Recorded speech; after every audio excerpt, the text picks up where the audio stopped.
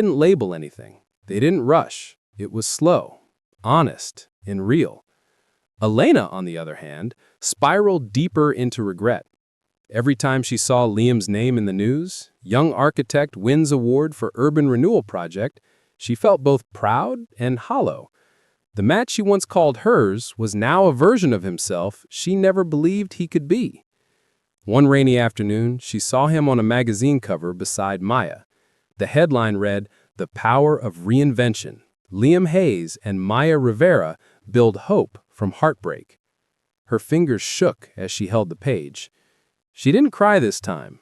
She just smiled sadly, realizing what she lost wasn't just a husband. It was the kind of love that doesn't beg for attention, the kind that builds, forgives, and endures. Liam didn't know she'd seen it. He was too busy living again, too busy finding peace in the rhythm of his new life. But late at night, when he looked out at the city lights, he sometimes thought about how everything can change with one decision, one wrong text, one quiet goodbye. And even though the pain had faded, the lesson never did. Love doesn't die when someone cheats. It just changes shape, turning from something you gave away into something that you finally give to yourself. Liam's life had become simple again, but not small. Mornings were peaceful, evenings calm. His new firm had grown fast, fueled by designs that felt human, not corporate. He still worked too hard, but this time, the purpose was different. He wasn't chasing love or approval. He was chasing meaning. Maya was there through all of it. She never tried to fill Elena's place. She just stayed beside him, helping him build something better than what he'd lost. Their connection was quiet, unspoken, yet strong. She'd bring him coffee during his late-night sketch sessions or remind him to eat when he got lost in his work. Sometimes she'd catch him staring out the window and ask, "Thinking about her?" He'd shake his head. "Thinking about who I used to be." He was finally learning to forgive that version of himself, the man who thought love meant staying, no matter how much it hurt. One Saturday morning, he and Maya were preparing for a charity event organized by their firm. The goal was to raise funds for single parents who lost their homes. It was one of the projects closest to Liam's heart. The media would be there, investors, and even local politicians. Just before leaving, his assistant handed him an envelope. "This came in the mail for you, no return address." He almost threw it away, but curiosity got the better of him. Inside was a letter written in familiar handwriting. "Liam, I don't know if you'll read this, but I need to say it anyway. I'm sorry for everything. I was blind, selfish, and foolish. I thought happiness came from attention, but you gave me peace, and I mistook it for boredom. I'm not asking you to forgive me. I just want you to know that I finally understand what I lost. I hope you're happy. I really do. Elena." Liam read it twice. There was no anger this time, no bitterness, only a quiet sadness for a chapter that had already ended. He folded the letter and placed it in his drawer, where it would stay, not as a wound, but as a memory. The charity event went perfectly. The hall was filled with warm lights, people clapping, laughter echoing. When Liam walked on stage to give his speech, he paused for a moment, looking at the crowd. "I used to believe love was something you build with someone," his voice steady. "But sometimes, love builds you instead. It breaks you, tests you, and in the end, it teaches you who you really are. I wouldn't be standing here today if I hadn't learned that the hard way." The room went silent. Maya stood near the back, smiling softly. He looked at her briefly. That small glance said everything. After the event, while greeting guests, a familiar perfume brushed past him. He turned, and there she was, Elena. She looked different, thinner, quieter. Her confidence faded, but her eyes softer than before. "Hi," she said, almost whispering. Liam didn't look surprised. "You came." "I read about your project," she said. I wanted to see it myself. You've done well." He smiled faintly. "Took me long enough." They stepped aside, away from the noise. For a moment, time folded back on itself, memories flashing between them. The first date, the laughter, the lies, the silence, all of it condensed into this one awkward, quiet meeting. "I never wanted to hurt you," she said. "I know, but you did anyway." She nodded, eyes wet. "I see you found someone better." He shook his head slowly. "I found peace. That's better than someone." For the first time, she didn't try to argue. "I just wanted to say I'm proud of you," she said. He gave a small, kind smile. "I'm glad you came, Elena. But the version of me that loved you, he's gone." She looked at him one last time, tears falling, but there was something different this time. Acceptance. She turned and walked away, disappearing into the crowd, just like she once disappeared from his life. Later that night, Liam and Maya drove home in silence. The city lights blurred through the windshield like memories fading away. At a red light, she turned to him. "Are you okay?" He nodded slowly. "Yeah, I think I finally am." For the first time in years, he felt the weight lift completely. The pain, the anger, the betrayal, all of it was gone, replaced by something gentler, quieter, real. When they reached home, Maya handed him a mug of coffee. He smiled and said, "You know, I used to think love was about holding on, but now I know sometimes it's about letting go and still wishing them well." She smiled back. "That's what makes you different, Liam." He took a sip, leaned back, and stared out at the moonlit skyline. "No," he said softly. "That is what makes me free." Ethan sat alone in his Los Angeles apartment, staring at the skyline as the sun sank below the horizon. The golden light cast long shadows across the floor, but his mind was elsewhere, tangled in memories of Sophia. He had tried, for months, to understand how love could turn into betrayal so silently, how someone could smile at you, kiss you, and yet already belong to someone else in their heart. He hadn't spoken to her in weeks.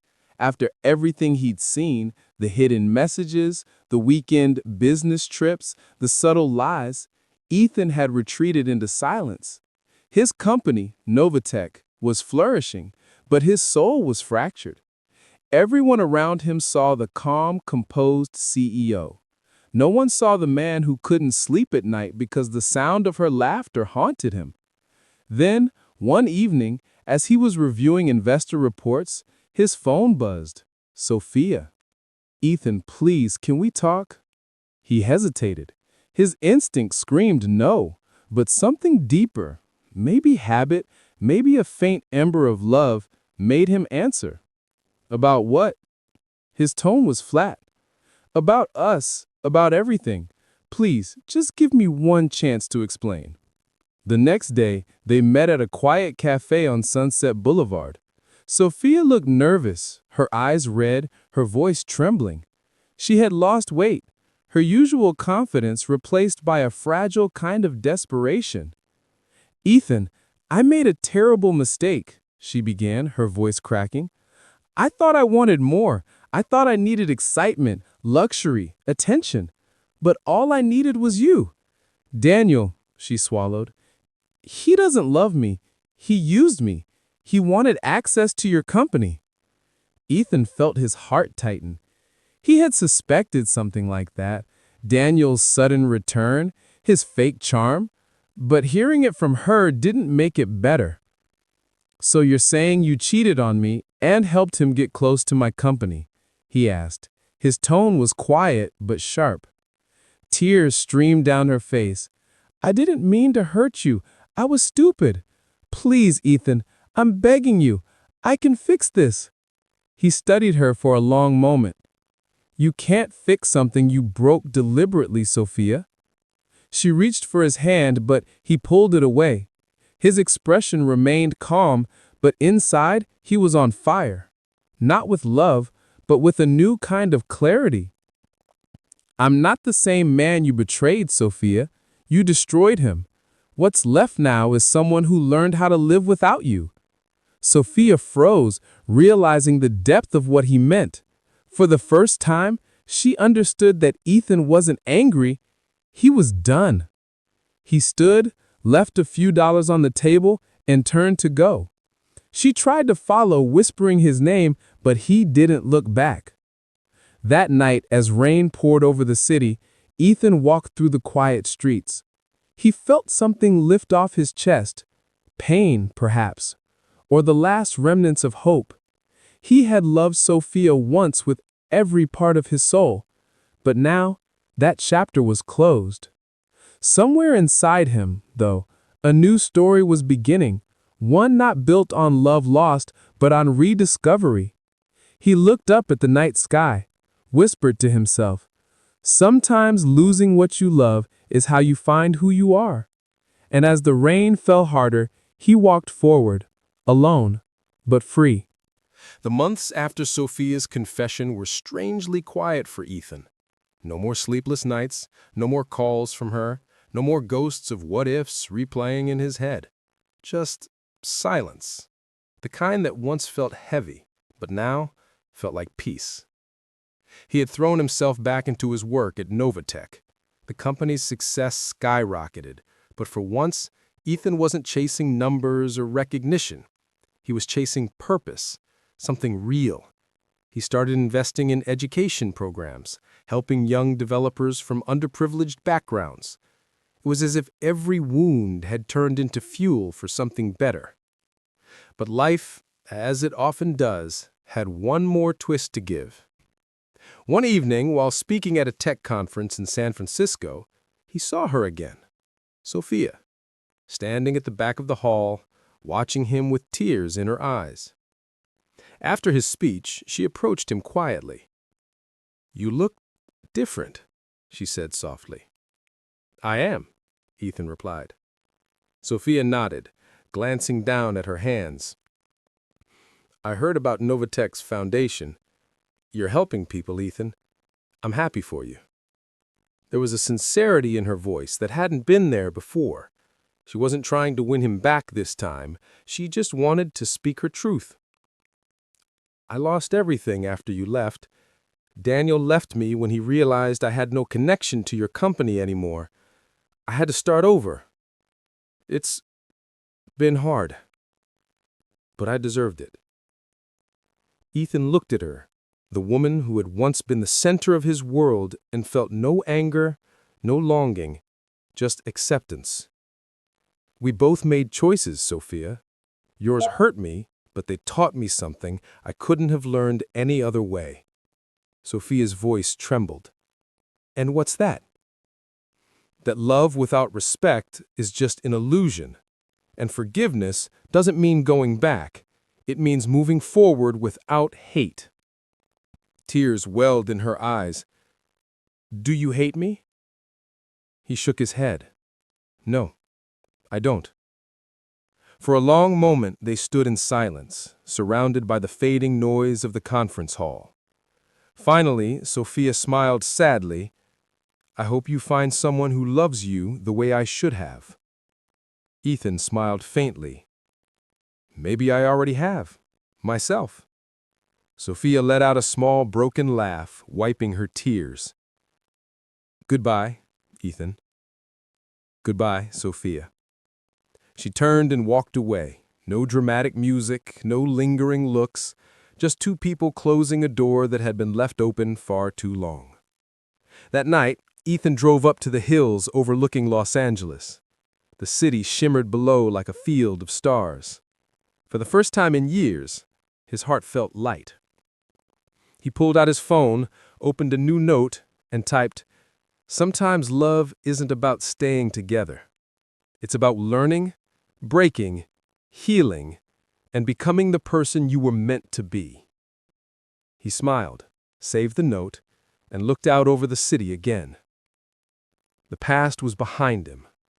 The pain was real, but so was the growth that came after. He had lost Sophia, but he had found something far more powerful: peace. As the wind brushed through his hair and the night sky stretched endlessly above him, Ethan whispered to himself one last time, "The storm didn't break me, it rebuilt me."